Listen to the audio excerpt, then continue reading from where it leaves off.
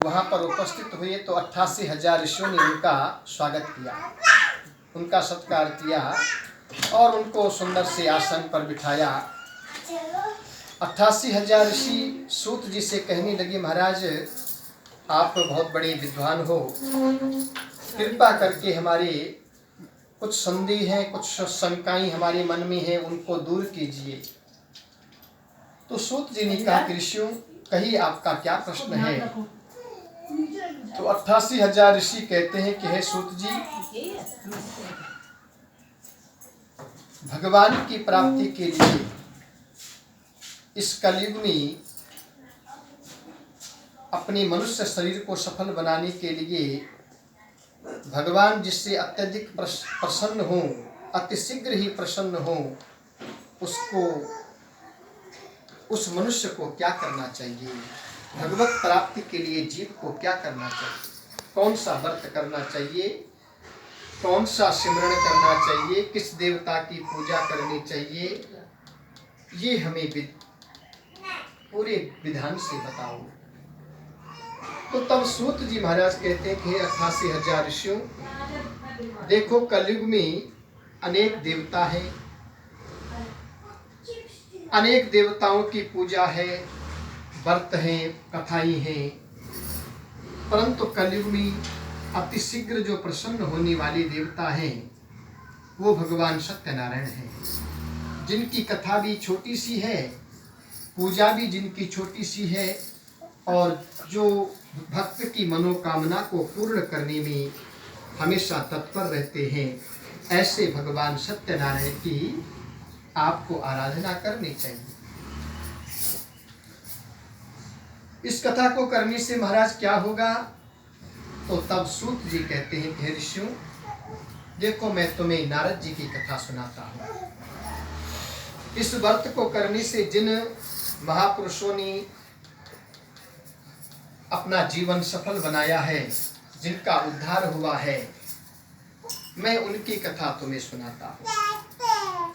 तो तब श्री सूत जी महाराज कहते हैं कि हे ऋषियों, एक बार देव ऋषि नारद अनेक लोकों में घूमते घूमते इस मृत्यु लोक में आए और जब इस मृत्यु लोक में आए तो उन्होंने यहाँ पर देखा कि सभी लोग दुखी हैं, हर तरह से कोई न कोई प्राणी दुखी है, कोई तन से दुखी है, कोई मन से दुखी है, कोई धन से दुखी है। किसी के पास धन है तो वो शांति नहीं है, किसी के जीवन में शांति है परंतु उसका शरीर स्वस्थ नहीं रहता, उसके पास धन नहीं है, तो हर व्यक्ति किसी न किसी चक्कर में दुखी है। तो नारद जी ने सोचा कि संसार के लोगों का कल्याण कैसे हो, इसलिए नारद जी भगवान के पास चले गए और भगवान वैकुंठनाथ भगवान श्री लक्ष्मीपति के पास जाकर के नारद जी ने उनके चरणों में प्रणाम किया और भगवान से कहा कि हे प्रभु, संसार में कोई भी जीव सुखी नहीं है, हर प्राणी दुखी है, उन संसार के लोगों का दुख दूर करने के लिए कोई उपाय बताइए, कोई व्रत बताइए। तो भगवान ने कहा भैया नारद जी देखो, सत्यनारायण भगवान का व्रत ऐसा व्रत है जो हर समस्या का समाधान करने वाला है और अंत में भगवान की प्राप्ति भी कराने वाला है। ऐसे उस व्रत को सुनो, ऐसे व्रत को करो, ऐसे नारायण की पूजा को करो तो निश्चित रूप से मनुष्य शरीर सफल होगा।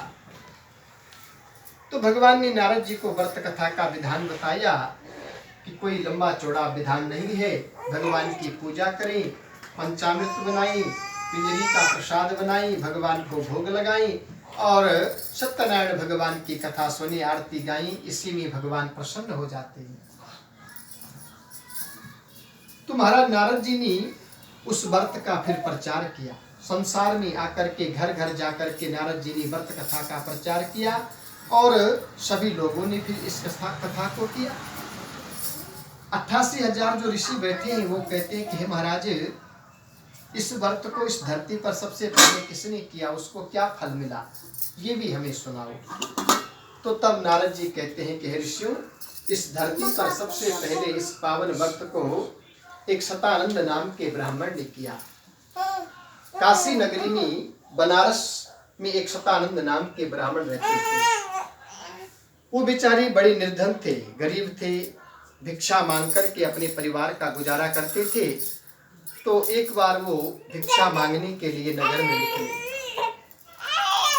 पूरा दिन व्यतीत हो गया परंतु उनको कोई भिक्षा प्राप्त नहीं हुई। ब्राह्मण बड़ी दुखी हुई कि आज तो मेरा दिन ऐसे ही बीत गया, भिक्षा में कुछ नहीं मिला, घर जाकर के क्या बच्चों को खिलाऊंगा, क्या घर ले जाऊंगा। इतने में ही भगवान प्रकट हो गए। बूढ़े बन करके भगवान वहां पर प्रकट हो गए और ब्राह्मण से कहने लगे, अरे भैया क्यों इस प्रकार से इस धरती पर भटक रहे हो? तुम्हारे पाँव पे कोई जूते चप्पल नहीं है, सर पे कोई पगड़ी नहीं है, इतनी गर्मी पड़ रही है, क्यों इस पृथ्वी पर इस प्रकार से घूम रहे हो? तो ब्राह्मण ने कहा कि भैया प्रभु मैं गरीब हूँ, भिक्षा मांग करके अपनी जीवन का गुजारा करता हूँ और आज मुझे भिक्षा में कुछ नहीं मिला है, क्या घर जाकर के बच्चों को खिलाऊंगा? महाराज मेरे जीवन में बहुत बड़ी दरिद्रता है, यदि कोई आप ऐसा उपाय जानते हैं जिससे मेरी दरिद्रता दूर हो जाए, मेरी गरीबी दूर हो जाए, तो कृपा करके मुझे बताइए। तो भगवान ने कहा कि अरे ब्राह्मण तुम क्यों इस प्रकार से भटक रहे हो? तुम सत्यनारायण भगवान का पूजन करो, पूर्णिमासी का व्रत करो, निश्चित रूप से तुम्हारी मनोकामना पूर्ण होगी, इसमें कोई भी संदेह नहीं है। अब शतानंद नाम का ब्राह्मण रात्रि में घर आया। दूसरे दिन पूर्णिमा का दिन था। प्रातः काल हुआ, सोचा कि आज ही पूर्णिमासी है और इस व्रत को मैं क्यों टालूं, आज ही इस व्रत को करूं। अपनी झोली कंधे पर रखी और झोली को कंधे पर रख करके मन ही मन में भगवान का स्मरण किया, हे प्रभु आज के दिन भिक्षा में मुझे जो भी धन की प्राप्ति होगी उससे मैं आपका व्रत कथा करूंगा।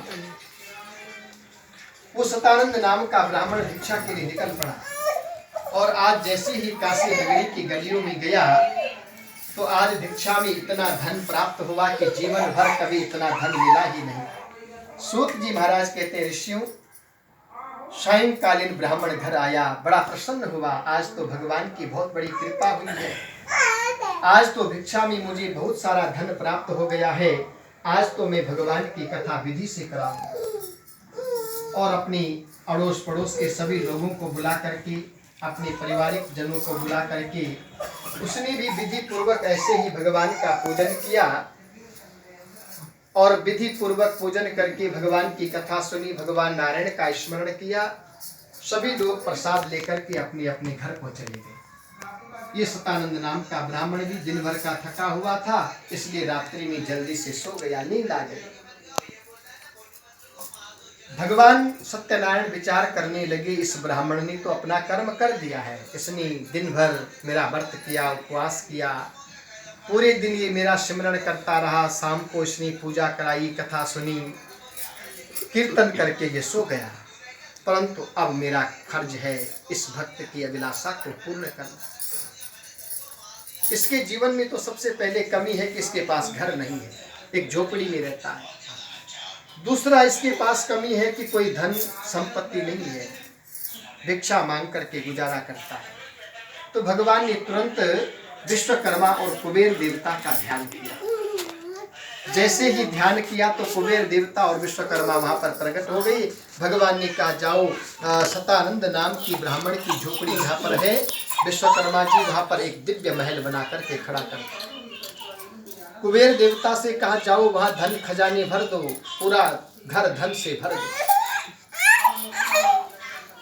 उनके लिए क्या असंभव था, विश्वकर्मा ने दिव्य महल बना करके रातों रात खड़ा कर दिया। कुबेर देवता ने धन खजाने भर दिए। प्रातः काल जैसे ही ब्राह्मण जागा तो मैं तो किसी महल में सोया हुआ हूँ, इतनी धन संपत्ति यहाँ कहाँ से आ गई।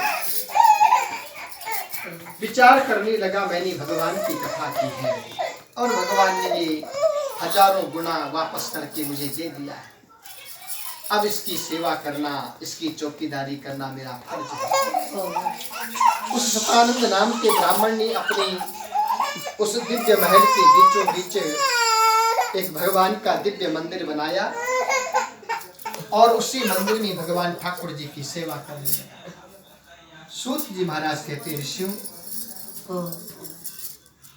दिन रात ब्राह्मण उस सेवा में लग गया। प्रत्येक पूर्णिमासी के दिन भगवान की कथा करने लगा। एक दिन मध्याह्न के समय ऐसे ही अपने घर पर अपनी पत्नी के सहित बच्चों के सहित कथा करवा रहे थे। उसी समय एक लकड़ी बेचने वाला लकड़हारा जंगल से लकड़ी काट के आ रहा था। उसने देखा कि मुझे प्यास लगी है, यहाँ पर किसी ब्राह्मण का घर है, चलो यहाँ थोड़ा जल पी करके जाओ।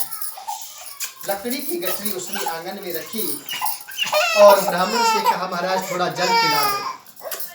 ब्राह्मण देवता ने भी कहा कि महाराज आप जलपान करो और हमारे घर में भगवान की कथा हो रही है, आप कथा सुन करके और प्रसाद लेकर के जाओ। अब इसको नींद लग गई है।